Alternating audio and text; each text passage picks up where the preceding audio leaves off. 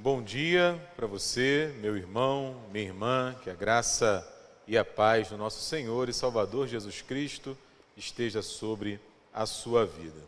Abra comigo, por favor, a sua Bíblia, lá no livro dos Atos dos Apóstolos.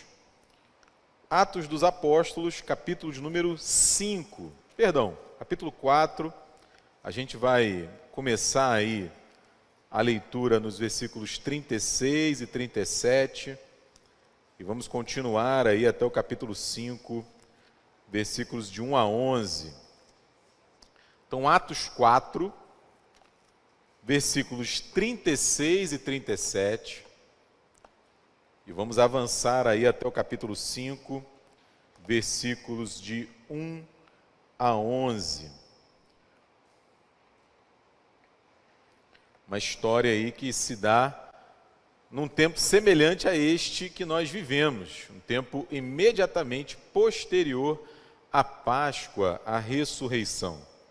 Diz assim o texto: José, a quem os apóstolos deram o sobrenome de Barnabé, que quer dizer filho de exortação, levita, natural de Chipre, como tivesse um campo, vendendo, trouxe o preço e o depositou aos pés dos apóstolos.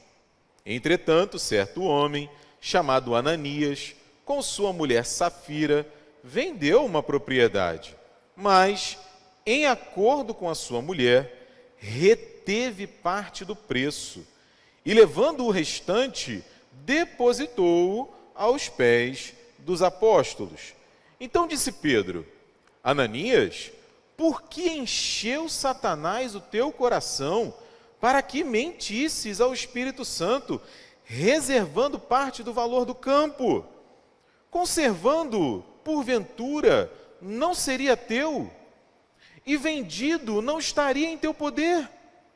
Como, pois, assentaste no coração este desígnio? Não mentiste aos homens, mas a Deus. Ouvindo estas palavras, Ananias caiu e expirou. Expirou aqui é um eufemismo para morrer. Ananias morreu. Sobrevindo grande temor a todos os ouvintes. Levantando-se os moços, cobriram-lhe o corpo e, levando-o, o sepultaram. Quase 3 horas depois, entrou a mulher de Ananias, não sabendo o que ocorrera. Então Pedro, dirigindo-se a ela, perguntou-lhe: Dize-me, vendestes, portanto, aquela terra? Ela respondeu: Sim, portanto. Tornou-lhe Pedro: Porque entraste em acordo para tentar o Espírito do Senhor? Eis aí à porta os pés dos que sepultaram o teu marido, e eles também te levarão. No mesmo instante, caiu ela aos pés de Pedro e expirou. Entrando os moços, acharam-na morta e, levando-a, sepultaram-na junto do marido. E sobreveio grande temor a toda a igreja e a todos quantos ouviram a notícia desses acontecimentos. Palavra do Senhor para a nossa vida nessa manhã. Vamos dobrar a nossa cabeça, fechar os olhos e orar, pedindo ao Senhor que fale ao nosso coração. Deus, obrigado por estarmos juntos aqui na Tua casa, celebrando ao Teu nome, recebendo, Pai, a Tua palavra. E ela já foi lida diante de nós, e é a nossa esperança, Pai, é a nossa expectativa que fales ao nosso coração. Ilumina, Pai, a nossa mente. Ilumina, Senhor, o nosso coração, para que possamos recolher nesta manhã as lições da Tua palavra. É a nossa oração, agradecidos, no nome do Teu Filho Jesus Cristo. Amém, Senhor. A gente acabou de celebrar a Páscoa, como eu me referi, né? Estamos aí com as lembranças, as emoções certamente vivas no nosso coração. Se você esteve aqui no domingo passado, começando ali às 7 horas da manhã, celebramos o culto da ressurreição, tomamos um café diet, não foi isso, GG? Um café assim fitness, tudo vegano, viu, reverendo Cid? Não tinha problema nenhum dos bolos, dos doces, viu, presbítero Fábio? Era tudo diet, tudo tranquilo, maravilhoso, maravilhoso, né? O problema, e eu acredito, viu, Letícia, que esse é um dos frutos do pecado, né? Que a gente não pode comer tanto quanto a gente gostaria de comer, né? Na eternidade, eu acho que esse problema vai ser resolvido, a gente vai poder comer à vontade. E aí a gente celebra, tem muita festa, muita coisa boa, estamos lembrando da ressurreição, e eu acredito que a gente pode ser tentado, né? Pode ser que isso passe pela cabeça da gente, que depois da ressurreição foi tudo bem. Depois da ressurreição foi tudo maravilhoso. Não, pô, Jesus ressuscitou, o homem prometeu e cumpriu, voltou, não é? Ele disse que ia morrer e que ia... não, agora a gente vai com ele até o fim. Agora o nosso coração vai estar nesse negócio. Vamos nos entregar de corpo e alma, vamos nos dedicar profundamente. E a igreja viveria ali feliz para sempre. Não é? No melhor dos contos da Disney, não é? É como a gente está acostumado a ver. E não é assim. Não é assim. Infelizmente, não foi assim. Jesus de fato ressuscitou, caminhou ali entre os discípulos, muita gente, por mais de 40 dias, viu, conversou, comeu com ele, ele ascendeu aos céus, enviou o Espírito Santo. A gente vê ali em Atos 2, 42, que os discípulos, eles perseveravam na doutrina dos apóstolos, na comunhão, no partir do pão. Conforme a mensagem ela se multiplicava, mais pessoas eram alcançadas. A gente vê, por exemplo, em Atos 4, 32, que da multidão dos que creram, era um coração e a alma.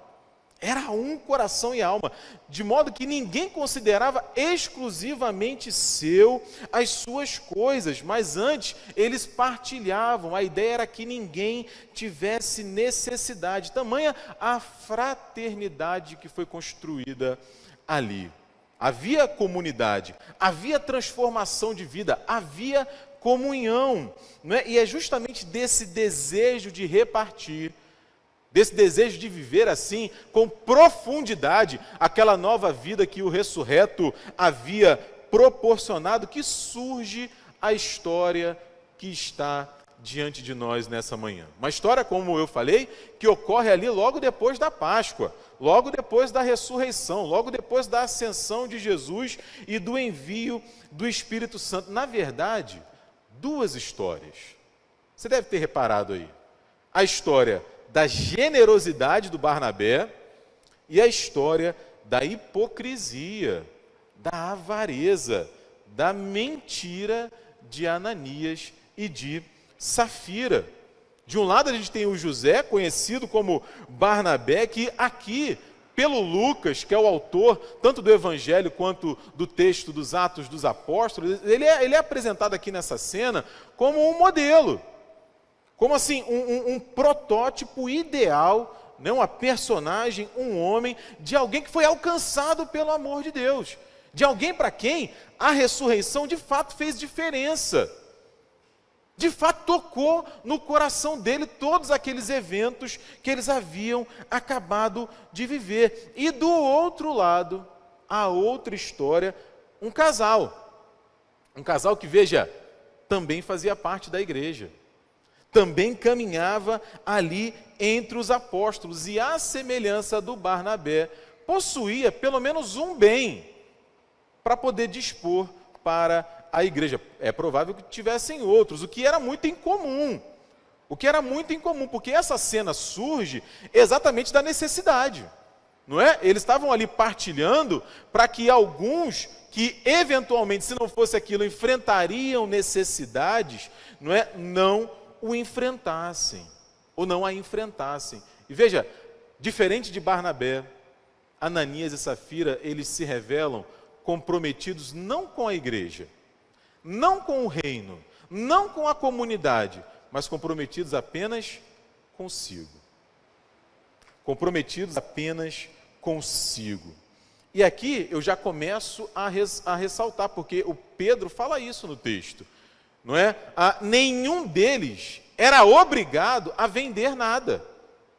O Pedro fala isso, daqui a pouco eu vou voltar nisso. Nenhum deles era obrigado a, em vendendo, disponibilizar a oferta para a igreja. Essa história, não é, entre tantas outras, contadas aqui no livro dos apóstolos, nas cartas do apóstolo Paulo, mostram para a gente que, infelizmente, não é, nem tudo foi um mar de rosas depois da Páscoa. Nem tudo foi perfeito. Não, pelo contrário, porque esse texto, meu irmão, minha irmã, mostra para a gente que não basta, não é suficiente um encantamento pela mensagem. Não é suficiente. Mas é muito bonita essa história. É uma coisa assim extraordinária. O Deus encarna, vive obedientemente, aí ele morre, e aí, mas que história fantástica. Só isso não é suficiente. Só isso não é suficiente.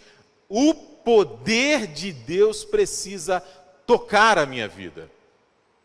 Precisa tocar a minha vida para que haja, de fato, transformação. E é sobre isso que eu quero conversar um pouco com vocês nessa manhã. E aí, para a gente entender o que está acontecendo aqui, inclusive a dureza desse texto, eu quero convidar você a voltar alguns anos na história, pelo menos 1000 anos na história. Abre aí comigo a sua Bíblia, eu não vou ler o texto, não é só para você acompanhar, depois vale a pena você dar uma olhada.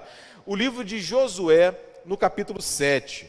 O livro de Josué, no capítulo 7, ele conta uma história braba, uma história estranha, uma história que a gente fica assim, de cabelo em pé, quando a gente lê e quando a gente ouve. Josué, no capítulo 7, ele conta a história de um homem chamado Acã. Qual era o contexto? O contexto é o seguinte, mais ou menos ali 1000 anos antes de Jesus, o povo de Israel está na busca da conquista pela terra prometida, e aí acontece um fato. O povo de Deus entra em guerra com um outro povo e vence. E a ordem de Deus, a palavra de Deus naquele tempo era o seguinte: nenhum dos despojos de guerra, dos prêmios, do ouro, da prata, fosse o que fosse, deixado ali pelo povo derrotado, deveria ser tomado pelo povo de Deus. Não façam isso. Entreguem no tabernáculo, dediquem ao Senhor. Mas o Acã não faz isso.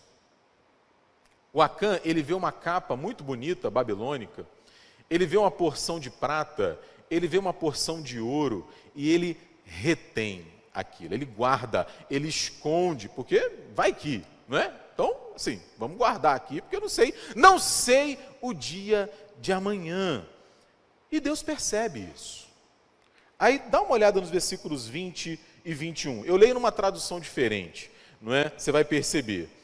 O Acã, ele confessa o pecado. Ele diz o seguinte: é verdade, eu pequei contra o Eterno, o Deus de Israel. Eu fiz isso. Quando eu vi entre os despojos uma bela capa babilônica, 2,4 kg de prata, uma barra de ouro de 600 gramas, eu os cobicei. Me apropriei deles. Na verdade, eles estão enterrados na minha tenda, com a prata por baixo. Qual é o resultado disso? O resultado disso é o seguinte: o pecado foi descoberto, o povo pegou o Acã, a prata, a capa, o ouro, tudo que pertencia a ele, e eles foram para um vale, um espaço chamado de Vale de Acor, que traduzido quer dizer Vale da Perturbação. Levou esse nome exatamente por causa desse evento. E ali, o Acã é morto. Eu fiquei esperando esse momento agora, gente, para dizer isso. Para dizer isso. Que eu falei com os adolescentes na terça-feira. Ele foi morto por lapidação. Nossa, sabia dessa, Débora? Lapidação, GG, lapidação. Lapidação é morte por apedrejamento. Viu, presbítero Fábio? Tive que ir no dicionário para descobrir essa, porque o comentário só dizia lapidação. O que é lapidação? Tive que ir no dicionário para poder aprender o que é lapidação. Ele foi morto por apedrejamento. Uma história dura. E o que foi feito com o despojo, Diego? Queimado. Sabe por quê, meu irmão, minha irmã? Aquela apropriação era considerada no Antigo Testamento maldição. Anátema. Essa é a palavra utilizada no Antigo Testamento e você já deve ter ouvido. Porque, Diego, eu não estou entendendo ainda, por que não podia ficar? A ideia é a seguinte, meu irmão, minha irmã. Quem vence as guerras do povo de Deus é Deus.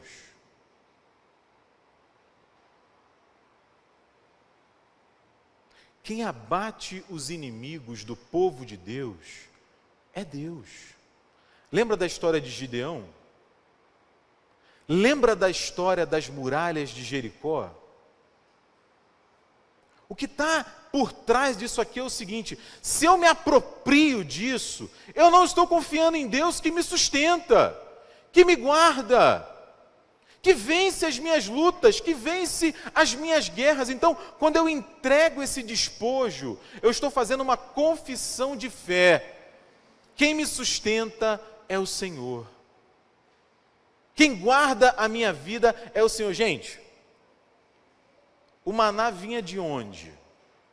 Eles iam no Presunique para pegar o maná? O maná, literalmente, caía do céu. Essa é uma experiência de confiança em Deus. E a gente sabe que é um texto duro. E é difícil para a gente digerir isso hoje. Por quê? Porque a gente está acostumado, e a gente acabou de ver isso na Páscoa, não é? Com a imagem de Deus como amor, como misericórdia, como graça, como perdão. E está certo isso, essa é a imagem que a gente precisa ter mesmo. Mas não é só isso.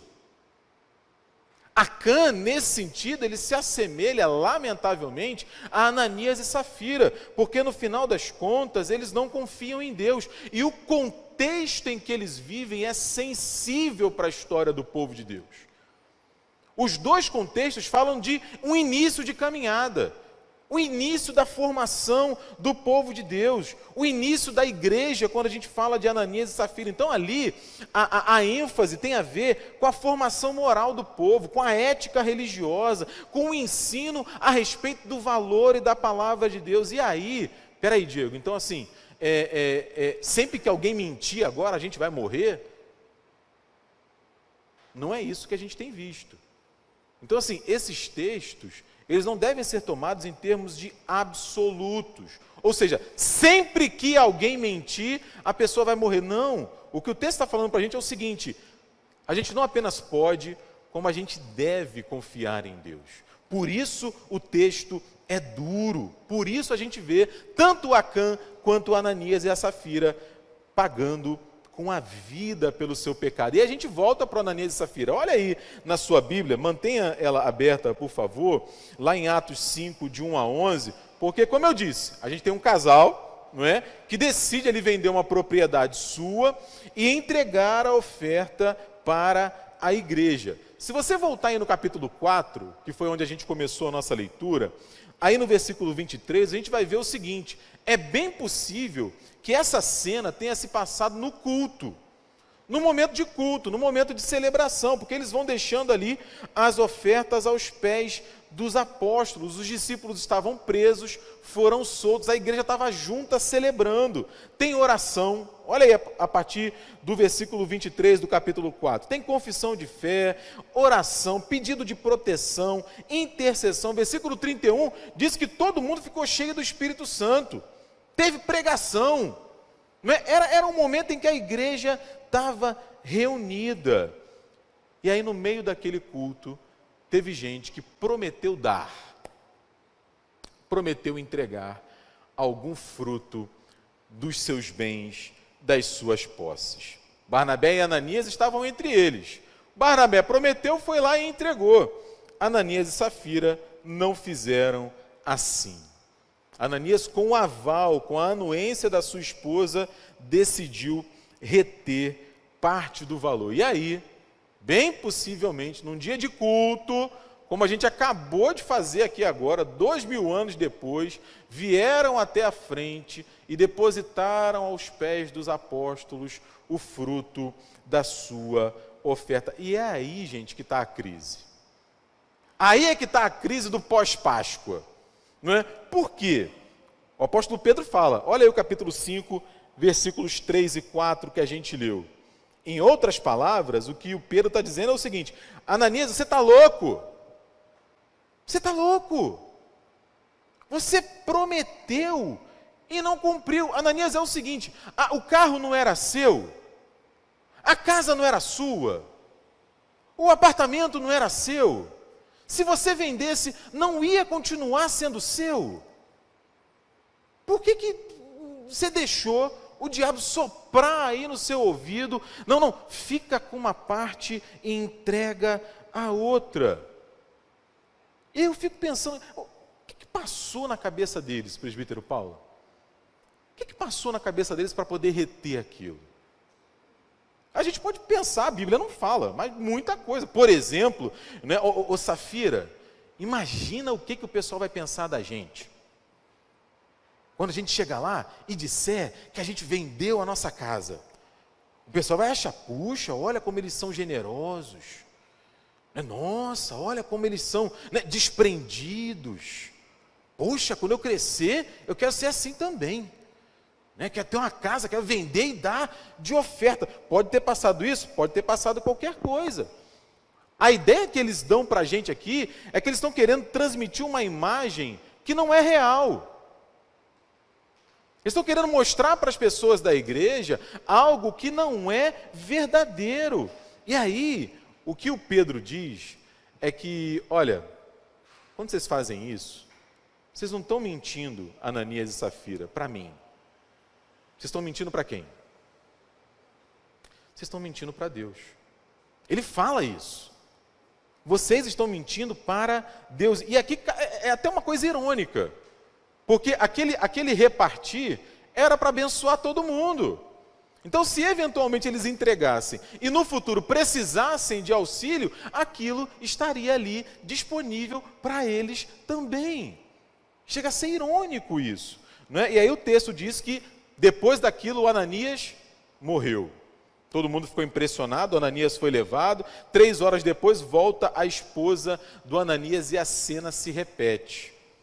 E aí alguém pode pensar, puxa Diego, né? a Safira, ela está pagando ali pelo Ananias, é isso? Não é isso. Não é isso, porque o Pedro faz a mesma pergunta para ela, não faz? E ela responde o quê?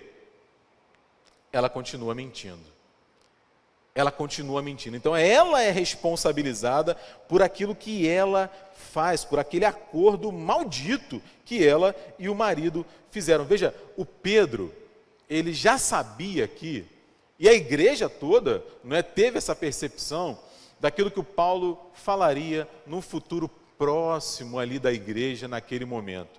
Gálatas capítulo 6, versículo 7, o Paulo diz o seguinte: olha, não se enganem, de Deus não se zomba. De Deus não se zomba. Aquilo que o homem plantar, isso também ele ceifará. Então assim, o texto termina com a igreja cheia de temor, respeito, reverência, e o resultado da hipocrisia de Ananias e Safira é, lamentavelmente, a morte. Veja, meu irmão, minha irmã, isso é algo que ao longo da história da igreja, infelizmente, vai se repetir muitas vezes. Vai se repetir muitas vezes. E é uma crítica ferrenha que Jesus faria ainda no seu ministério, antes de morrer, antes da ressurreição. Por exemplo, se você der uma olhada depois lá em Mateus, no capítulo 6, por 3 vezes Jesus vai dizer isso. Olha, o problema de muita gente é que quando dá esmola, toca a trombeta, quer aparecer. Isso é hipocrisia. O problema de muita gente é que quer orar na esquina, quer orar sendo visto por todo mundo. Isso é hipocrisia. Quer jejuar, é contristado, mostrando para todo mundo que está jejuando. Isso é hipocrisia. Jesus faz essa denúncia. No capítulo 15 de Mateus, nos versículos 7 e 8, ele chega a dizer, vocês religiosos são hipócritas, porque vocês me honram com os lábios, mas o coração de vocês está longe de mim. Ou seja, não era uma novidade, infelizmente. Jesus, vamos dizer assim, é a gota d'água né? Eu já falei isso algumas vezes, né? Tem a figura hoje, né? Jogadores de futebol, por exemplo, tem muito isso, né? A figura do agente, né? Então você não fala com a pessoa, você fala com o agente dela, não tem isso? Artista tem isso e tal. Gente, às vezes eu acho que Jesus precisava de um agente, presbítero Paulo. Porque olha o que ele fala em Mateus capítulo 21, versículos 31 e 32. Ele diz assim: eu digo para vocês, para os religiosos que eram os interlocutores dele ali, que publicanos e meretrizes vos precedem no reino de Deus. Você sabe quem era o publicano? O publicano era o cobrador de impostos, era a figura corrupta de Israel, né? E Jesus está dizendo para os religiosos hipócritas que publicanos e meretrizes vão entrar na frente deles no reino de Deus. Definitivamente, né, Jesus não fazia aquela política da boa vizinhança. E veja, meu irmão, minha irmã, Jesus não está fazendo aqui defesa da prostituição. Jesus não está dizendo que está tudo bem com a fraude. O que ele está dizendo é o seguinte: não importa quem você era, não importa o que você fazia, o que importa é se você se arrependeu. Se você se arrependeu, se a mensagem da Páscoa tocou o seu coração e fez diferença para você, é isso que importa. Se você era publicano ou meretriz, não vem ao caso. Se você era um falso religioso, não vem ao caso.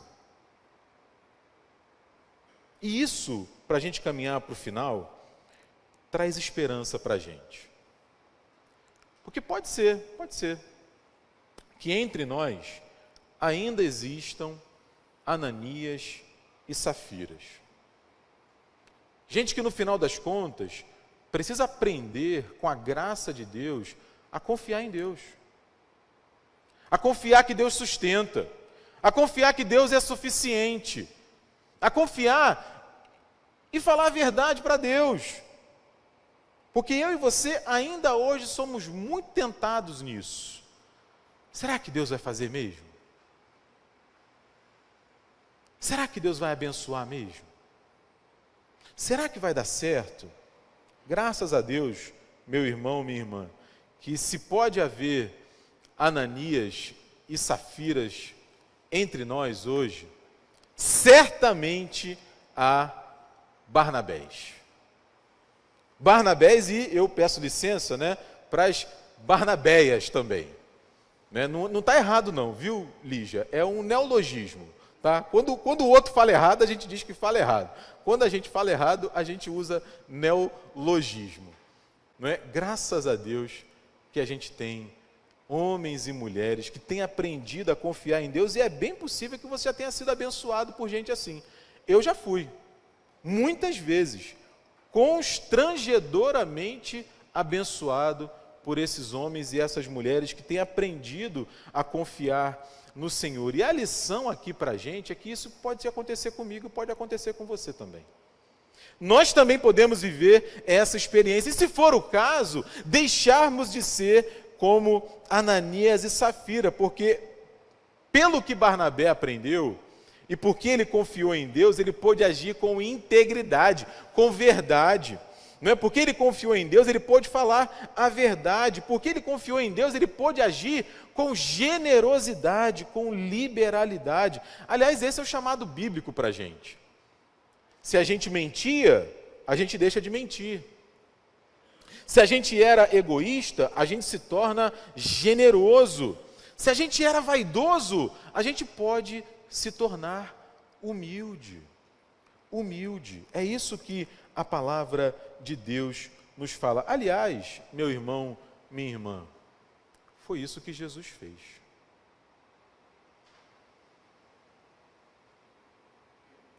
No momento em que ele poderia reter, o que ele faz? Ele entrega. Na cruz, quando ele poderia fugir, o que ele faz? Nas mãos do Pai, ele literalmente entrega, se entrega. Ele diz: o Filho do Homem não tem a sua vida tomada. Pelo contrário, de bom grado ele a entrega. Meu irmão, minha irmã, a Páscoa passou, não é? Ficam a lembrança, a alegria, não é? Como eu me referi, a maior história já contada entre nós. E eu e você hoje somos chamados a reviver, a repetir essa história na nossa própria vida. Barnabé, Ananias, Safira, Jesus Cristo são imagens de propostas de vida diante de nós. Diante de nós. Porque veja, Deus não espera a perfeição de mim e de você. Não espera a perfeição de mim e de você. Porque se a gente se conhece, imagina Ele. Imagina Ele. Agora, Ele espera sim de mim e de você autenticidade. Autenticidade, por exemplo, para reconhecer as nossas fraquezas, as nossas falhas. Verdade, para que a gente seja transparente uns com os outros. Sobretudo transparente com Deus. Coragem, meu irmão, minha irmã, para inclusive assumir as nossas falhas. Por exemplo, será que a história não teria um desfecho diferente se Ananias e Safira confessassem o seu pecado diante da igreja e dos apóstolos? E finalmente, fé, não é? Fé para confiar que o Deus que ressuscitou o seu Filho Jesus Cristo continua cuidando da nossa vida. Que Deus te abençoe, meu irmão, minha irmã, uma feliz Páscoa para você e que a palavra de Deus continue falando ao seu coração.